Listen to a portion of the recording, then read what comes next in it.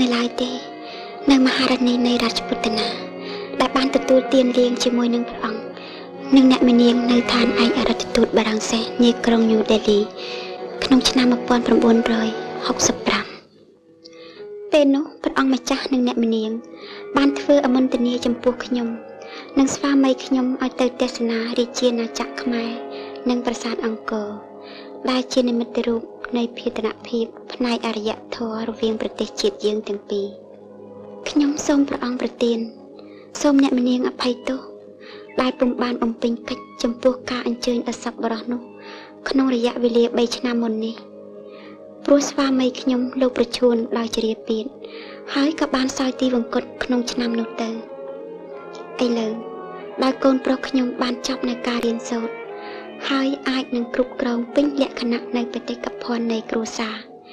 ខ្ញុំក៏មានលទ្ធភាពធ្វើដំណើរមកកាន់ប្រទេសនៃប្រិយមិត្តខ្ញុំបានមកដល់ភ្នំពេញនៅថ្ងៃម្សិលមិញនេះនៅរាជធានីគេឲ្យព័ត៌មានមកខ្ញុំថាព្រះអង្គម្ចាស់ឈប់ធ្វើការនៅក្នុងកងយុទ្ធពលខេមរៈភូមិន្ទហើយព្រះអង្គស្ដេចជាងមកគង់នៅសៀមរាបដូច្នេះខ្ញុំសូមឡើងទៅសៀមរាបនាថ្ងៃនេះតាមរថយន្តដើម្បីបានថ្វាយបង្គំព្រះអង្គនិងជួបអ្នកមីនាងសូមព្រះអង្គនិងអ្នកមីនាងកុំព្រួយនឹងខ្ញុំអ្វីសូមនៅចាំឯដំណាក់បានហើយសូមថ្វាយនឹងជូនសម្បត្តិនេះតាមផ្លូវអាកាសយានហើយសូមព្រះអង្គនិងអ្នកមីនាងទទួលជាមួយនឹងសារនេះនៅមេត្រីភាពដ៏ខ្ពង់ខ្ពស់នៃខ្ញុំម៉ាយ៉ានៃរាជពុត្តនា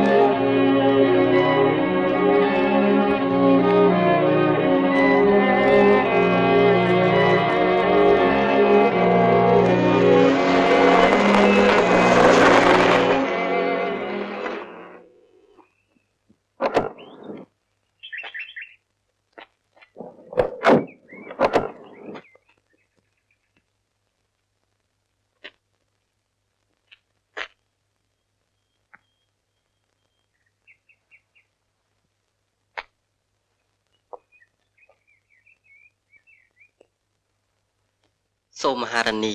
ទទួលគិរវកិច្ចអំពីខ្ញុំដែលអរព្រះគុណជាអនេកចំពោះសុជនភាពយ៉ាងវៃយ៉សនៃព្រះអង្គបើខ្ញុំបានដឹងថាព្រះអង្គស្ដេចយាងទៅដល់ភ្នំពេញតាំងពីថ្ងៃម្សិលខ្ញុំច្បាស់ជាចុះទៅថ្វាយបង្គំនៅរាជធានីហើយសូមប្រទានទោសខ្ញុំស្មានថាព្រះអង្គគង់នៅភ្នំពេញហើយខ្ញុំបានជិះឡានពីបាងកកមកតាមបាត់ដំបងបើជាបានដឹងថាព្រះអង្គគង់នៅសៀមរាបខ្ញុំច្បាស់ជាកាត់មកថ្វាយបង្គំតាមស៊ីសុផុនមហារានីប្រទានព័ត៌មានចុងក្រោយនេះនាំមកខ្ញុំរឹងរិតតែមានសេចក្តីសោកស្ដាយយើងធ្វើអបរោធអបស្រួយផ្លូវថ្នល់នេះសូមព្រះអង្គម្ចាស់ស្ដេចយាងទៅក្នុងឡានខ្ញុំយើងនឹងសំណេះសំណាលតទៅទៀតខ្ញុំពុំបានយកឈូហ្វ័រមកតាមទេសូមមហារានីមេត្តាអនុញ្ញាតខ្ញុំបើកឡាននាំផ្លូវស្ដេចទៅកាន់សៀមរាបខ្ញុំសូមហែនៅក្នុងរថយន្តព្រះអង្គស៊ូហ្វ័រខ្ញុំនឹងបើកឡានតាមក្រោយជាកិត្តិយសធំណាស់ចំពោះខ្លួនខ្ញុំអរព្រះគុណជាទីបំផុត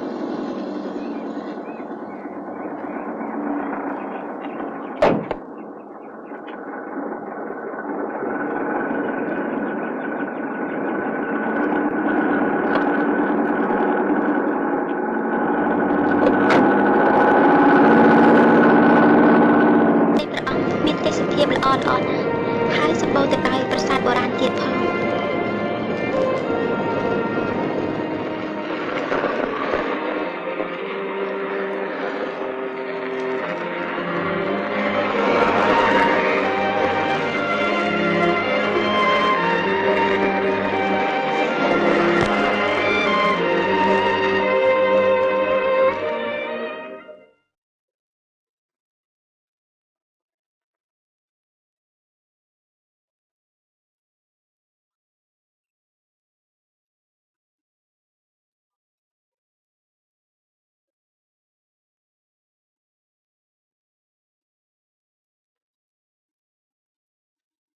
ដំណាក់នេះល្អប្រពៃណាស់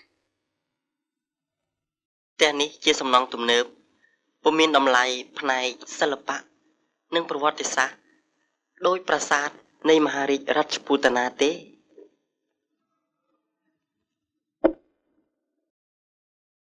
តាអ្នកនាងព្រះអង្គសុខសប្បាយជាទេ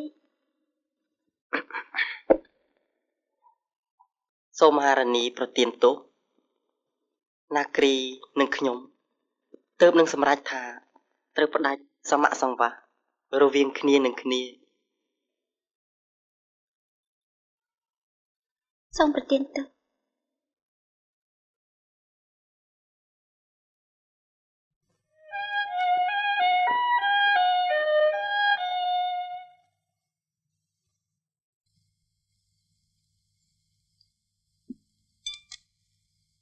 អរគុណណាស់នាងសូមនាង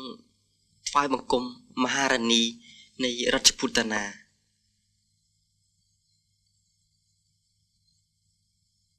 ព្រះអង្គពុំមានប្រសុខភាពល្អទេ ក្រោយដែលលែងធ្វើ attaché militaire នៅ New Delhi មកខ្ញុំបានទៅធ្វើមេបញ្ជាការសឹកនៅរតនគិរី 2 ឆ្នាំរួចពីរតនគិរីគេបញ្ជូនខ្ញុំទៅត្រួត sector ឧត្តរមានជ័យអនុស្សាវរីយ៍នៃរតនគិរីគឺជំងឺគ្រុនចាញ់ដែលតាមយាយីខ្ញុំរហូតដល់សពថ្ងៃអនុស្សាវរីយ៍ឧត្តរមានជ័យគឺបាក់ជើងមកខាងដោយឡានខ្ញុំបានលោតទៅលើក្របបែក គិតទៅព្រះអង្គប៉ុន្មានឆ្នាំនេះក៏មានទុក្ខវេទនាធំណាស់ដែរ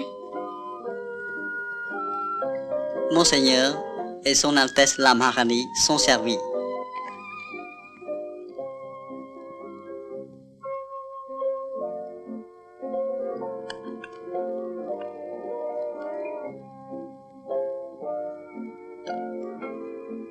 ទុក្ខវេទនាអស់ទៅនេះហើយ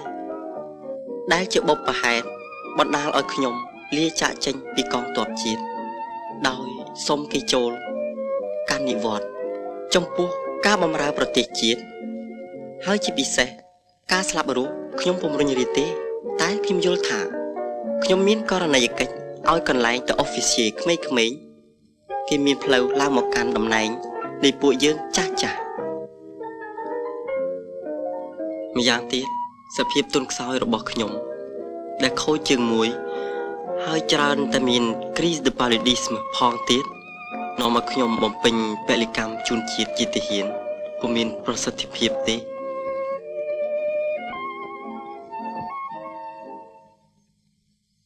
ខ្ញុំសូមអរព្រគុណមហារានី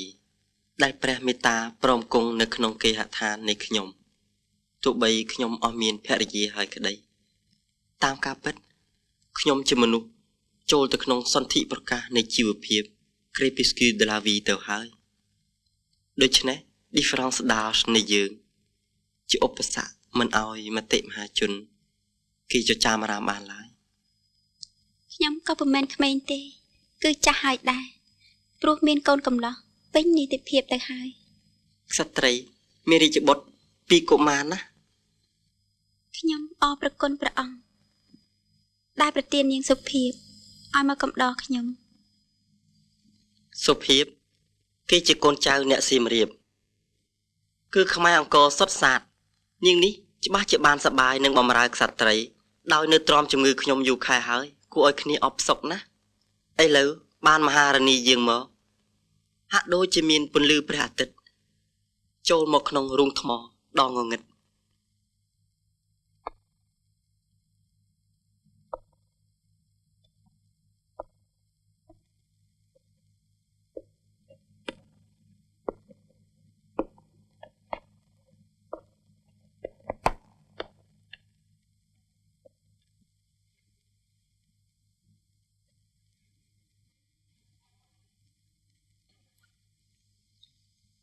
ខ្ញុំអរគុណនាងណាស់ខ្ញុំម្ចាស់មានសេចក្តីសប្បាយពុនពេកដែលក្សត្រីព្រះអង្គទ្រង់ព្រះរាជទានបម្រើជាស្នំផ្ទាល់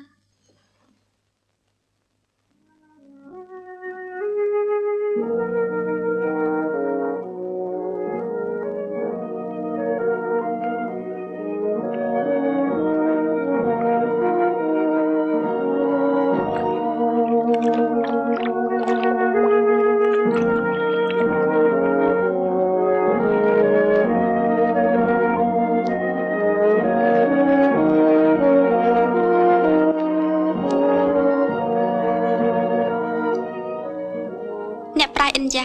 សរសេរថា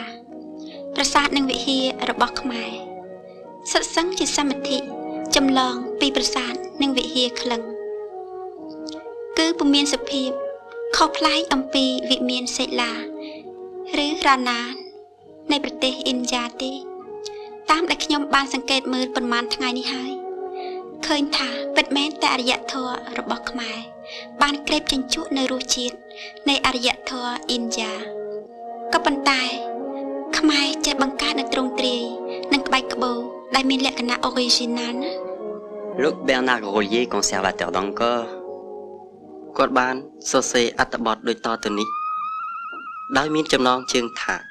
ce que le Cambodge doit à l'Inde. Question délicate, qui a fait couler beaucoup d'encre entre les partisans de l'Inde et les défenseurs non moins acharnés du Cambodge. Vaine querelle, problème mal posé. On ignorait alors à peu près tout des cultures pré-indiennes. On oubliait que la civilisation angkorienne a été précédée par 8 siècles d'histoire, au cours desquels les influences initiales, même très fortes, ont eu largement le temps de s'estomper. Que le Cambodge doive à l'Inde son existence en tant que nation, nul doute. Tout de même que la France est née de l'occupation romaine. Mais après cela, et pratiquement dans le même laps de temps, il parvint à sa maturité, comme la France carolingienne. Ceci n'exclut pas cela. L'expérience historique montre que les grandes civilisations sont celles-là même qui ont subi les influences les plus marquantes, puis se sont montrées capables d'en tirer leur substance propre. De l'Inde, le Cambodge a reçu avec le sanskrit la culture dont celui-ci était le véhicule, depuis les religions jusqu'aux techniques. Il a aussi bien emprunté à la Chine maintes innovations, voire même certaines idées. Et plus d'une fois, au cours de son histoire, nous le verrons subir d'autres courants ou se mettre à l'école de l'étranger, de Java en particulier. Avec cela, et en fonction de son milieu, de son génie,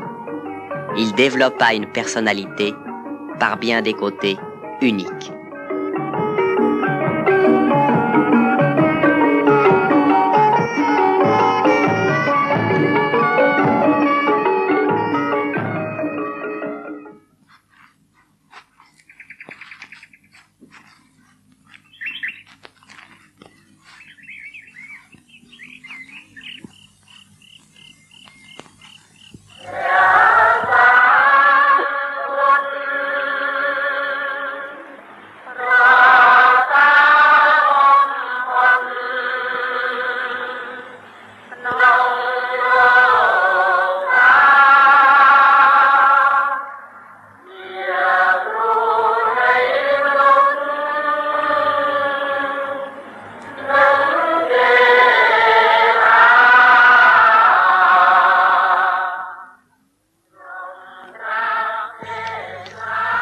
Le corps est un cloaque,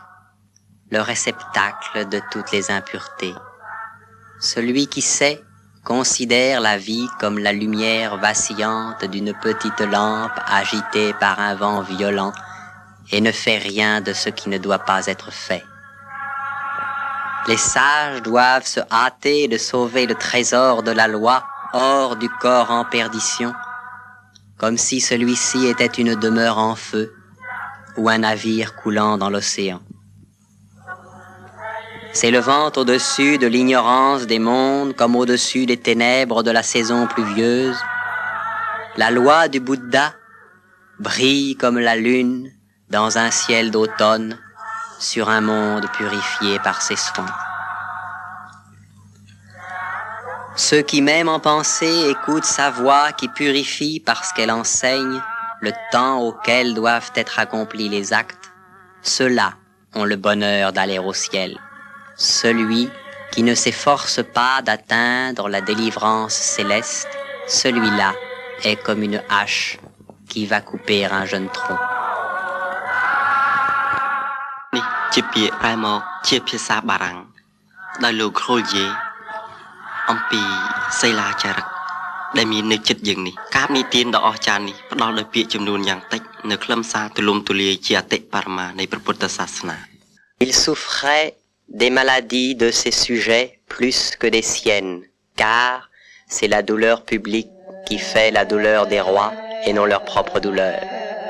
Bien que marchant en tête de la troupe des êtres d'élite, ce roi se fait solliciteur en pensant aux besoins de ses sujets. Plein d'une extrême sympathie pour le bien du monde, ce roi, de plus, exprime ce vœu. Tous les êtres qui sont plongés dans l'océan des existences, puissé-je les en tirer par la vertu de cette bonne œuvre.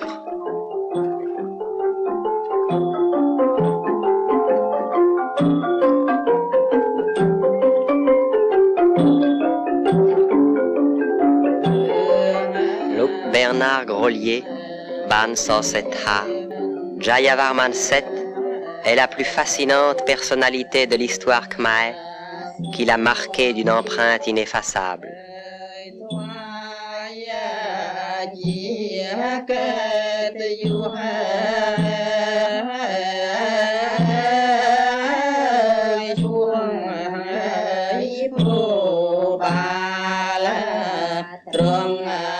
Quand il eut créé cette beauté unique, le Créateur se dit à lui-même, si celui-ci doit être l'objet à qui l'on compare, quel autre pourrait être l'objet à comparer?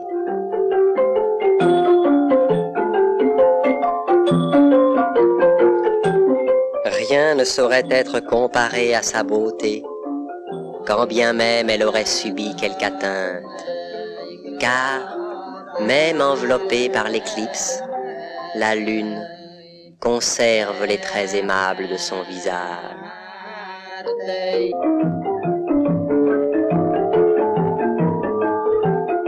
Dès qu'ils l'eurent aperçu,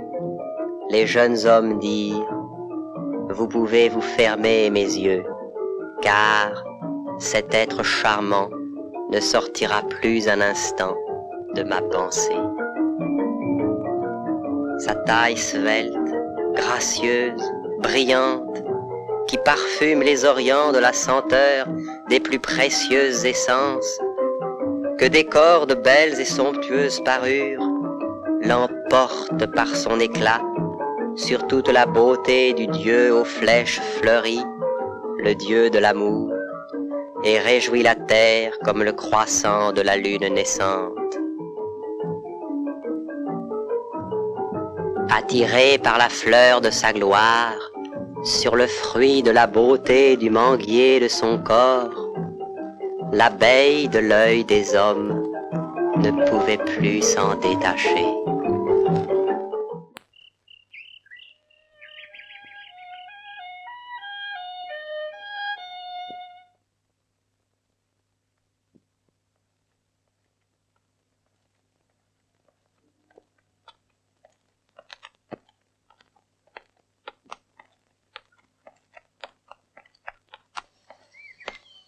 អ្នកប្រាជ្ញអឺរ៉ុប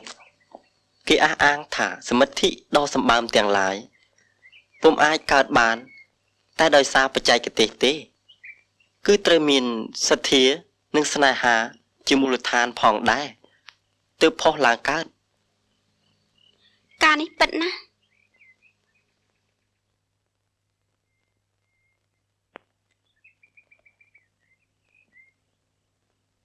ព្រះអង្គម្ចាស់នាងសុភាពយកឱសថមកថ្វាយសោយ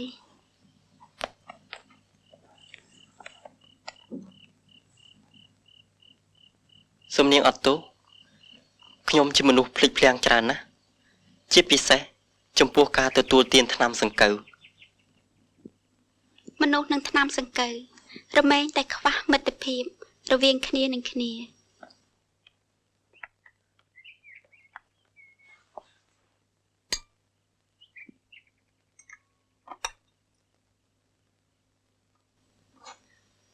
តែការយឺតយ៉ាវរបស់ព្រះអង្គម្ចាស់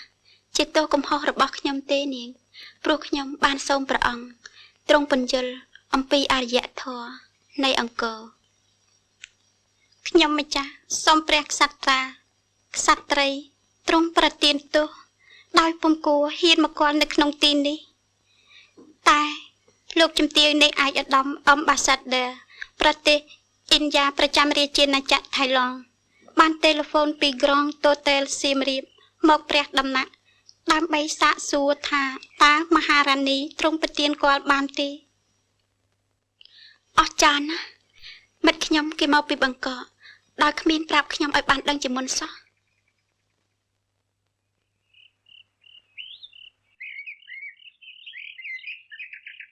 ចូលមហារានីអនុញ្ញាតឲ្យខ្ញុំហាយទៅដំណាក់វិញយើងនឹងសូមអញ្ជើញលោកជំទាវ Ambassadrice ឲ្យមកពិសាក្រយាអព្រះអង្គស្ត្រី អរព្រគុណណាស់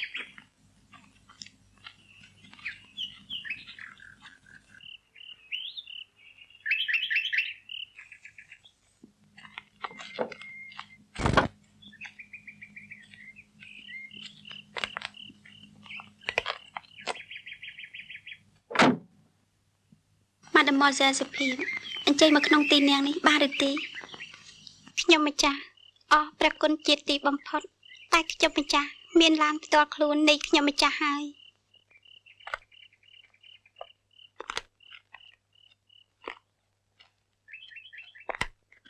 សូមនាងអញ្ជើញទៅកាន់រថយន្តនាងចុះ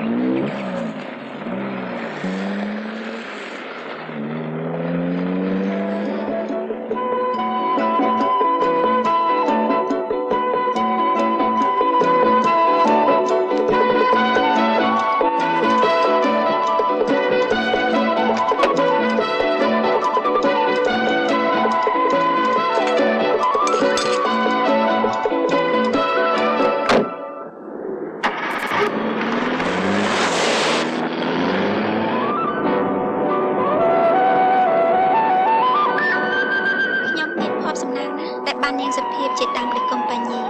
នាងនេះមានចរិយាមាយាទល្អប៉ុនពេកហើយពុំមែនប៉ិនប្រសពតែក្នុងវិជាពេទ្យទេថែមទាំងចេះតាក់តែងបន្ទប់ខ្ញុំដំណាក់ព្រះអង្គហើយរវល់នឹងសម្លៀកបំពាក់របស់ខ្ញុំមិនឲ្យខ្ញុំពិបាកអំពីអ្វីសោះឡើយស្រីនេះប្រហែលជាគ្រប់លក្ខមែនរាជការជាតិដោយបានឃើញខ្ញុំឈឺទូរនទូរាគេក៏បង្គាប់ឲ្យនាងនេះដែលធ្វើការនៅអ៊ូពីតាល់សៀមរាបមកថែទាំខ្ញុំបានសួរនាងថា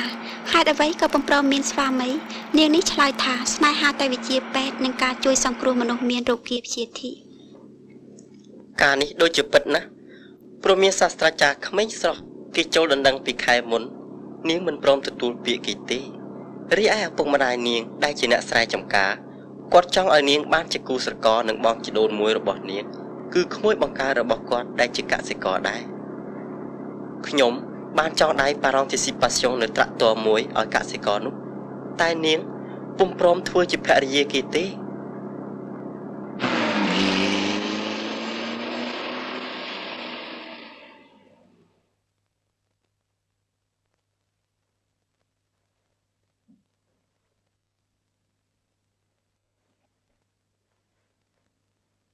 មេតាអញ្ជើញអង្គុយ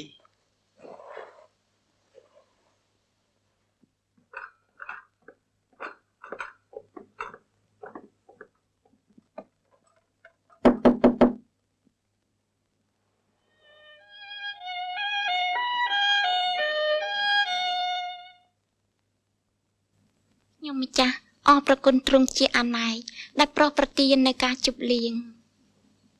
ខ្ញុំម្ចាស់ចង់ធ្វើស្វាព្រៃឲ្យមិត្តមាយាដែលបានមកលេងនៅក្នុងប្រទេសព្រះអង្គស្អែកនេះឮថាត្រូវជាថ្ងៃបុណ្យឯករាជ្យជាតិខ្មែរខ្ញុំម្ចាស់ចង់ទស្សនាពន់ពេកណាស់នៅកម្មវិធីដ៏មហោឡារិករបស់យុវជនខ្មែរ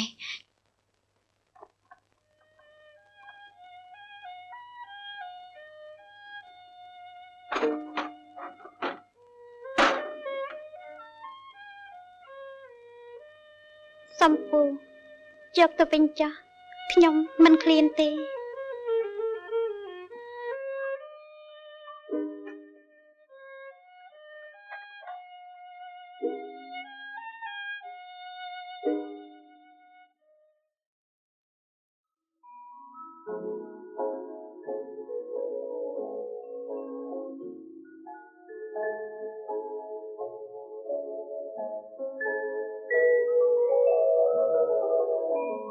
ដូច្នេះខ្ញុំម្ចាស់សូមផ្ដាច់មហារានីពីព្រះអង្គម្ចាស់ហើយ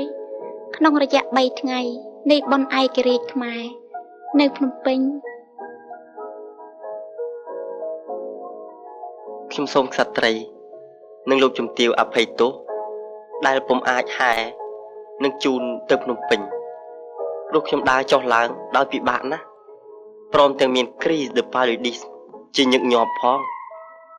លោកអមសាដឺអ៊ីនយ៉ានៅភ្នំពេញលោកអាចហែហមដោយមាំទាំជាងខ្ញុំឆ្ងាយណាស់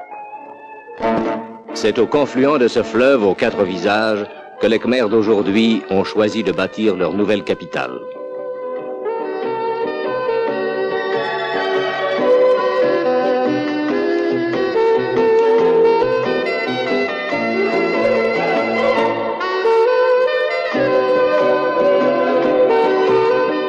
Aux grandes chaussées angkoriennes, ils ont substitué de larges avenues.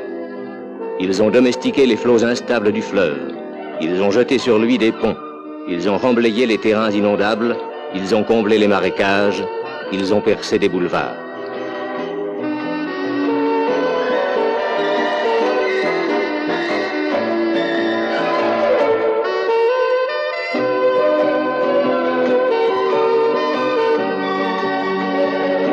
Partout, ils ont établi des jardins. De vastes perspectives, tracées à l'image de celles de leurs ancêtres, ordonnent à nouveau leur espace. Mais elles rayonnent à présent depuis le monument de leur indépendance, résurgence moderne de leur art antique.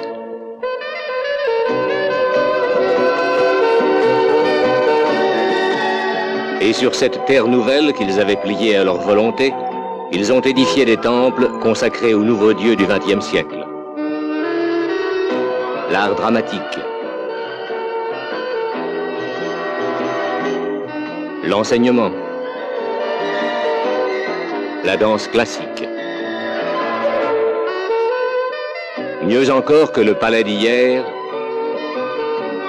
le palais d'aujourd'hui retrouve les règles architecturales d'autrefois. Les façades monumentales, les cours intérieures, les larges escaliers, les longues galeries,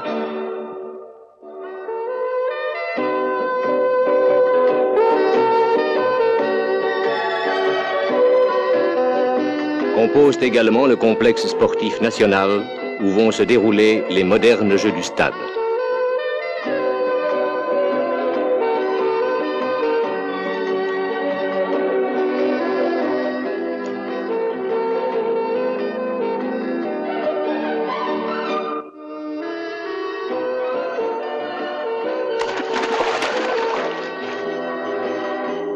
Mais ces lignes ultramodernes, cette harmonie d'un âge futur,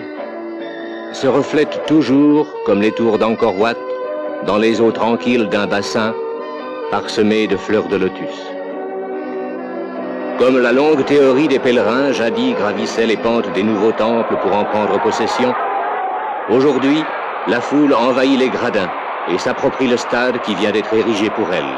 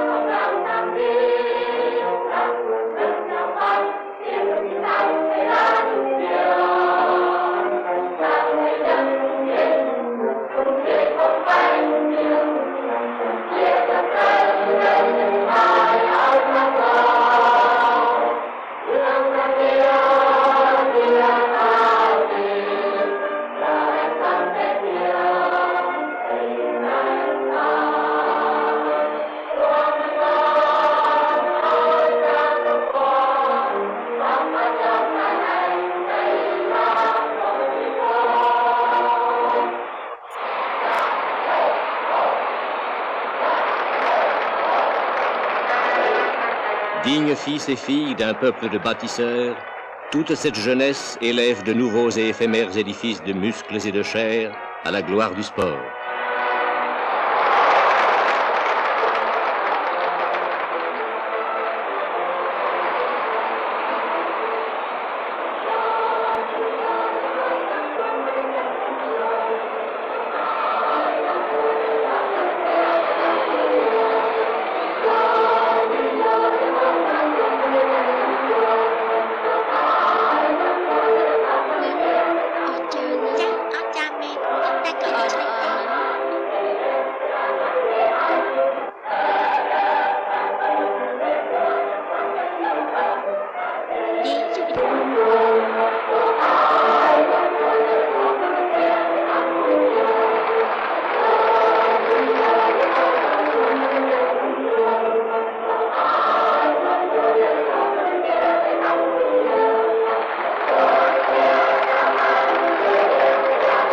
Rien ne s'est perdu de la puissance et de l'ardeur qui animaient leurs lointains aïeux,